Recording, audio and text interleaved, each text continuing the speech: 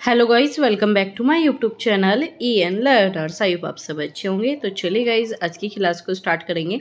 तो यहाँ पर आपका 10 चैप्टर चल रहा है, जिसमें आपका तद्भव और तत्सम शब्दों के बारे में यहाँ पर बात कर रहे थे। जो भी इंपॉर्टेंट क्वेश्चन थे उन सबको डिस्कस कर रहे थे। इससे पहले जो आपके 20 क्वेश्चन हम कंप्लीट कर चुके हैं। आप जाकर प्रीवियस क्लासेस देख लेना, प्ले लिस्ट चेक करोगे तो आपको ये 20 क्वेश्चन मिल जाएंगे, जो कि हम लास्ट क्लास में देख चुके हैं। अब बात करेंगे आपका यहाँ पर 21 से। इसमें आपको बताना है गेहूँ। ठीक है, इसमें बताना है गेहूं शब्द का कौन सा तत्सम रूप है। ये हम पहले कल क्लास में हमने ये चीजें भी पढ़ी थी। तो गेहूं का क्या होता है आपका गोधूम। ये क्वेश्चन आपका पहले भी बन चुका है। गोधूम जो है किसका आपका तद्भव है। तो याद रखना है, गेहूं का बहुत ही ज्यादा इंपॉर्टेंट क्वेश्चन है। तो चलिए आगे चलेंगे। अगर बात करें आपके अनाज, तो अनाज को क्या कहा जाता है तत्सम में, आपका अन्न कहा जाता है। आटा का आपका आटा ही होता है। ये चीज आपको याद रखनी है। आगे चलेंगे। घड़ी का यहाँ पर आपको बताना है तत्सम कौन सा है। तो घड़ी का क्या है, घट है, घड़ है, घटी का है, क्या है। तो घड़ी का क्या आ जाएगा आपका, यहाँ पर घटी का आ जाएगा। तो डी ऑप्शन आपका बिल्कुल सही है। तो चलिए आगे चलेंगे। यहाँ पर है आपका नाक का। ठीक है, क्या पूछा है, नाक का आपका तत्सम पूछा है। तो नख नहीं होता। क्या पूछा है, तत्सम। मतलब आपको संस्कृति जैसे वर्ड लेने हैं जो संस्कृत में बोले जाते हैं। ठीक है, तो इसमें नाक आप नॉर्मल भाषा में यूज करते हो, अंग भी नॉर्मल भाषा में, लेकिन जो आपका यहाँ पर क्या आ जाएगा, नासिका। नासिका मतलब आपका नाक से तात्पर्य करता है। तो क्या आ जाएगा, डी ऑप्शन बिल्कुल सही। आगे चलेंगे। आपका अगर बात करें तद्भव, ठीक है, यहाँ पर बताना आपका तद्भव कौन सा है। तो यहाँ पर क्या आपका पिपासा, पिपास मतलब प्यास को कहते हैं। तो ये तो क्या हो गया आपका तत्सम हो गया। वानर मतलब बंदर। ठीक है, तो ये भी आपका तत्सम है। लोहो ये भी आपका तत्सम है, लेकिन जो आपका बच्चा है यही क्या है आपका तद्भव है। तो क्या हो जाएगा, बी ऑप्शन बिल्कुल सही है। तो चलिए आगे चलेंगे। और आपका प्यास का भी काफी पूछा जाता है, तो याद रखना है। तो आगे चलते हैं। आपका यहाँ पर बताना है कौन सा आपका तत्सम है। अब क्या बताना है आपको, तत्सम बताना है। तो मैंने आपको तत्सम, जब मैंने आपकी एक डिटेल क्लास प्रोवाइड की थी, जिसमें हमने तत्सम और तद्भव से रिलेटेड पूरी 10 कंडीशन हम पढ़ चुके हैं। तो उन 10 कंडीशन में बताया था जो आपके रे होते हैं इस प्रकार से, तो ये सभी किस में जाते हैं, आपके तत्सम में जाएंगे। तो आंख बंद करके आपको सीधा यहीं पर जाना था। तो क्या आ जाएगा आपका यहाँ पर, निद्रा। मतलब आपका बी ऑप्शन बिल्कुल सही है। आगे चलते हैं। आपका यहाँ पर बताना है आपका तद्भव कौन सा है। ठीक है, इसमें से क्या बताना है आपको, इसमें से तद्भव निकालना है। अगर बात करें वधू मतलब बहू को कहा जाता है, तो ये तो आपका तत्सम हो गया। विद्युत ये भी तत्सम है, और विवाह भी तत्सम है। लेकिन बात करें आपकी भाप, भाप क्या है आपका यहाँ पर तद्भव हो जाएगा। तो सी ऑप्शन बिल्कुल सही है। आपको याद रखने, तद्भव वे शब्द होते हैं जिन्हें आप डेली, आप कह सकते हो भाषा दैनिक जीवन में प्रयोग करते हो। लेकिन जो आपके तत्सम होते हैं ये आपके संस्कृत के जैसे होते हैं। ठीक है, क्या होते हैं, संस्कृत के जैसे होते हैं। तो आप जो भाप है डेली भाषा में जो है यूज करते हो। तो आगे चलेंगे। इसमें क्या आ जाएगा आपका, भाप का क्या होता है, वाष्प होता है तत्सम में। अगर बात करें, क्योंकि आप वाष्प नहीं बोलते, क्या बोलते हो, भाप बोलते हो। आप बहु बोलते हो, वधु नहीं बोलते। तो वधु क्या है आपका तत्सम। ये सब आपके तत्सम है। इन्हें का प्रयोग आप कम करते हो, और जो आपके आधुनिक समय में जिन शब्दों का प्रयोग ज़्यादा होता है वो आपके तद्भव हो जाते हैं। तो चलिए आगे चलेंगे। यहाँ पर पूछा है, इसमें आपको बताना है संस्कृत मूल के जो शब्द उसी रूप में हिंदी में आए। क्या पूछा है, संस्कृत के जैसे शब्द उसी के जैसे जो अगर हम हिंदी में प्रयोग करते हैं तो उसे क्या कहा जाता है। देखो, अगर हम परिवर्तित कर दे तो आपका तद्भव हो जाएगा। तो इन्होंने क्या कहा, संस्कृत मूल के जो जैसे शब्द है उन्हें अगर हम हिंदी में प्रयोग कर रहे हैं तो आपका तत्सम है। तत्सम क्या है, संस्कृत के जैसे शब्द, ना कि संस्कृत। इन दोनों में डिफरेंस है। तो याद रखना, तत्सम क्या है, जो संस्कृत के जो मूल शब्द होते हैं उन्हें ऐसे का ही हम किस में प्रयोग कर लेते हैं, तत्सम में प्रयोग कर लेते हैं। लेकिन अगर आप परिवर्तित कर दोगे, चेंज कर दोगे किसी भी प्रकार का, तो आपका तद्भव हो जाएगा। तो चलिए आगे चलते हैं। यहाँ पर आपका है, इसमें आपको बताना है कौन सा जो है आपका तत्सम है। इसमें क्या बताना है आपको, तत्सम बताना है। अगर बात करें दिवस, तो आप क्या बोलते हो डेली भाषा में। ठीक है, आधुनिक जीवन में क्या बोलते हो, दिन बोलते हो। तो दिन क्या है आपका तद्भव है। तो आपको सीधा यहाँ पर तत्सम मिल गया। आंसू भी आपका क्या है, यहाँ पर तद्भव है। ये सब आपके तद्भव दिए हुए हैं। तो क्या आ जाएगा, ये ऑप्शन बिल्कुल सही है। अगर बात करें आपका आंसू का, ये भी पूछा जाता है। आंसू का क्या होता है आपका तत्सम अश्रु होता है, याद रखना है। और राखी का क्या होता है, रक्षा होता है। आगे चलेंगे। यहाँ पर आपका पूछा है अर्ध तत्सम वाला कौन सा शब्द है। बात करें आखर, अक्षर, अक्षर या फिर ये अक्षर आपका जो आपके संयुक्त अक्षर होते हैं, 4 आपके संयुक्त अक्षर होते हैं। अगर हम इन चारों संयुक्त अक्षर का प्रयोग करते हैं तो आपका तत्सम बनता है। तो अर्ध तत्सम तो ये होगा नहीं। अखर बात करें तो ये आपका तद्भव हो गया। ठीक है, अब बात करेंगे आपका अक्षर और अख, तो क्या आ जाएगा, अक्षर जो है आपका अर्ध तत्सम है।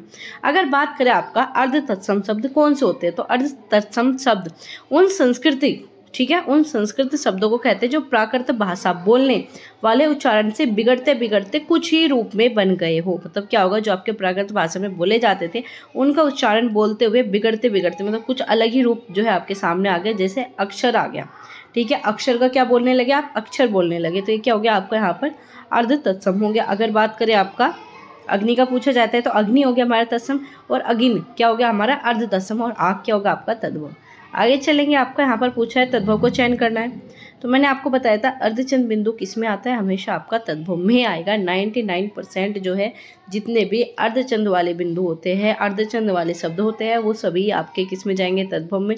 तो क्या आ जाएगा, बी ऑप्शन बिल्कुल सही है, बाकी को देखना भी नहीं था। आगे चलेंगे, तो यहाँ पर बताना है कौन सा युग्म जो है बिल्कुल सही। अगर बात करें श्रावण सुनार, तो ये श्रावण बताया था क्या था, ठीक है, लास्ट क्लास में हमने पढ़ा था। सक्रा मतलब आपका क्या हो गया, शक्कर हो गया, चीनी हो गया, ठीक है। लेप अलाज ये भी गलत है।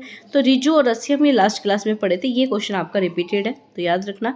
रिजु और रस्सी ये बार बार एग्जाम में पूछे जाते हैं, तो याद रखना रिजु और रस्सी, ठीक है। तो आगे बात करें अगर आपका संकरा मतलब आपका शक्कर या फिर आप कह सकते हो चीनी, ठीक है। इसी प्रकार से क्या हो गया आपका श्रवणकार मतलब सुनार, और ये श्रावण क्या था, सावन को कहा जाता है, ठीक है। तो आगे चलेंगे, आपका यहाँ पर पूछा है कौन सा तद्भव शब्द है। अब क्या पूछा है, तद्भव, तो अभी मैंने क्या है यहाँ पर आपका फणी, दही, नासिका, नल, तो ये बताया था, ये रे आ गया। इस प्रकार के रे हमेशा तत्सम में जाएंगे, तो होगा नहीं। नासिका हम नाक का पढ़ चुके हैं, ये तत्सम है, ये भी नहीं होगा।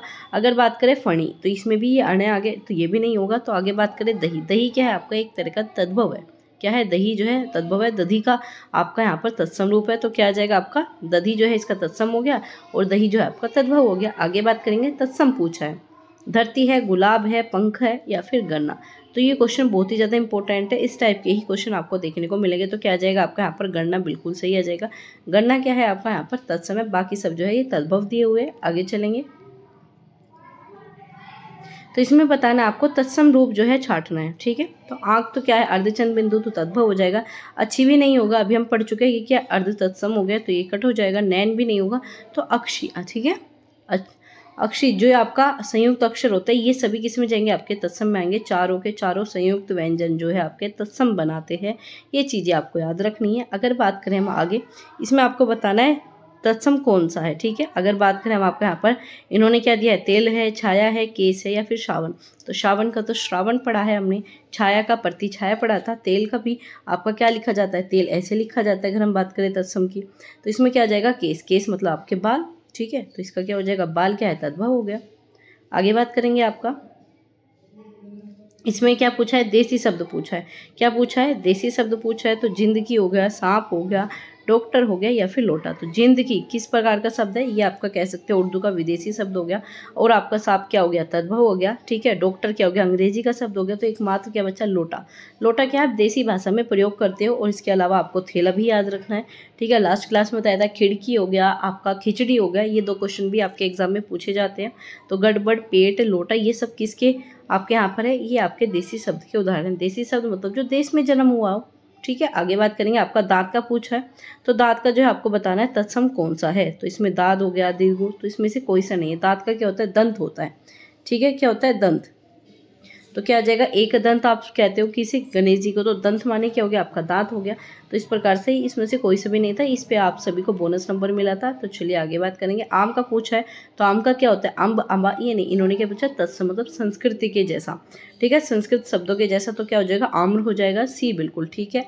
आगे चलेंगे, आपका नग, ठीक है। नग्न का पूछा है, इसका मतलब क्या होता है, आपका तद्भव पूछा है, नाग होगा, ठीक है। आगे नंगा है, नग है, या फिर नाना। तो नाना तो होगा नहीं, नग नहीं होगा, नाग नहीं होता, नग्न मतलब आपका नंगा। तो क्या आ जाएगा, बी ऑप्शन बिल्कुल सही है। तो आज भी हमने आपके 19 क्वेश्चन कंप्लीट कर चुके हैं। पहले हम आपके यहाँ पर 20 क्वेश्चन देख चुके हैं, जिसमें कि आपके तत्सम और तद्भव के मोस्ट इंपोर्टेंट क्वेश्चन लिए। सभी क्वेश्चन जो आपके PYQ के बेस पर है, और साथ ही आपको कॉन्सेप्ट भी बताते हैं क्यों आपका आंसर है। और इसके ऊपर मैंने तत्सम और तद्भव के ऊपर 20 या आपके 15 मिनट की डिटेल क्लास है। अगर आप उस क्लास को देख लोगे तो कभी भी तत्सम और तद्भव में कोई भी क्वेश्चन गलत नहीं करोगे, इस चीज़ की हम गारंटी ले सकते हैं। तो आप जाकर डिटेल क्लासेस भी चेक कर लिया करो, ताकि आपके जो कोई भी क्वेश्चन है वो गलत ना हो। और फिर भी किसी क्वेश्चन में कोई भी डाउट बचता है, कोई भी कन्फ्यूजन है, तो आप हमें कमेंट बॉक्स में पूछ सकते हो। तो चलिए गाइस, मिलेंगे आपसे अगली क्लास में, जिसमें हम आपका यहाँ पर उपसर्ग और प्रत्यय का कॉन्सेप्ट समझने वाले हैं। इससे रिलेटेड जो भी इंपॉर्टेंट क्वेश्चन है, चाहे DT पुलिस में पूछा गया हो, KVS हो, NVS हो, UP पुलिस, किसी भी एग्जाम की तैयारी कर रहे हो, तो आपके हिंदी के क्वेश्चन यहीं से बनेंगे। तो अगली क्लास में आपका 11th चैप्टर हम डिस्कस करने वाले हैं, उपसर्ग और आपका प्रत्यय। इसके अलावा आपकी सीरीज़ कंप्लीट हो चुकी है हिंदी की PYQ की, नहीं देखी तो जाकर उसे भी चेक कर लेना। तो चलिए गाइस, मिलेंगे आपसे अगली क्लास में। और सिलेक्शन लेना चाहते हो तो चैनल को अभी सब्सक्राइब कर दीजिए और बेल आइकन को ऑन रखना और अपने सभी दोस्तों के साथ शेयर कीजिए ताकि आपको अपडेट मिल सके। तो चलिए गाइस, मिलेंगे आपसे अगली क्लास में।